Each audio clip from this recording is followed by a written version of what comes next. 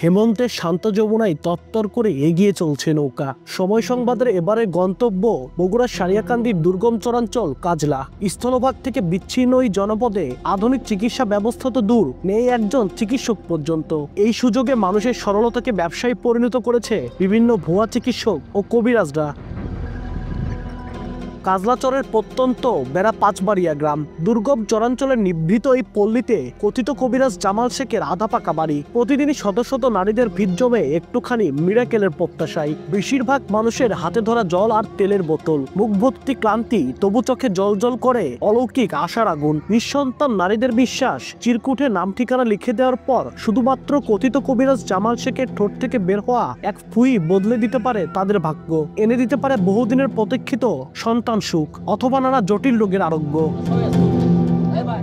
তবে সেই ফু বিনামূল্যে পাওয়া যায় না। এক একটা ফুয়ের জন্য সেবা গ্রহীতাদের গুনতে হয় 500 থেকে 2000 টাকা। এতে পানি পড়া খাওয়া যা, তারপরে বেজ্জা যদি বিষ কিংবা ঠান্ডা কিংবা ব্যথা করে তার জন্য এতে পানি পড়া দেয়, সেই পানি পড়াতে যা সে ভালো হয়।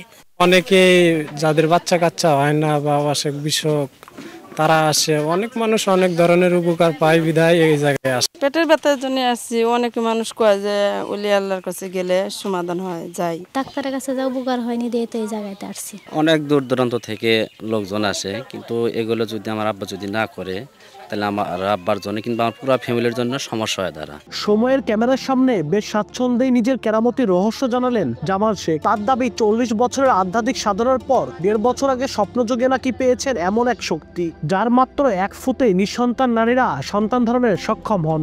আমাকে 14 হরফের কোরআন পড়েছে স্বপ্নে, আবার 2,24,000 কালাম পড়েছে স্বপ্নে করে, আমাকে দেল কোরআনে মুখস্থ করেছে। আমাকে ফো দেওয়ার সঙ্গেই মানে 10 মিনিটের মধ্যে কানেকশন করছে, কথা ছেড়ে দিল পুরো থেকে 10 মিনিট কানে হ্যাঁ ভালো হয়েছে। এ নিয়ে জানতে চাইলে স্থানীয় জনপ্রতিনিধি জানালেন কুসংস্কার নিয়ে অসহায়ত্বের কথা। সামাজিক যোগাযোগ ব্যবস্থা অনুন্নত হওয়ার কারণে এবং শিক্ষিতের হার কম হওয়ার কারণে এটা আমার মনে হয় বেশি প্রচলিত আছে। সাধারণ মানুষদের আরো বেশি সচেতন হওয়ার পরামর্শ জেলা সিভিল সার্জনের। তৃণমূল পর্যায়ে যারা অশিক্ষিত নিরীহ মানুষ বসবাস করে, যারা একেবারেই শিক্ষার আলো পায়নি, তাদের ক্ষেত্রেই কিন্তু এই ধরনের কুসংস্কার সবচেয়ে বেশি কাজ করে। আমি এ ধরনের মানুষকে বলবো, যদি কেউ বন্ধ্যাত্বতায় ভুগে থাকেন অবশ্যই চিকিৎসকের পরামর্শ নেবেন, এবং যদি সুনির্দিষ্ট কোনো কারণ থেকে থাকে তিনি অবশ্যই সুচিকিৎসা পাবেন।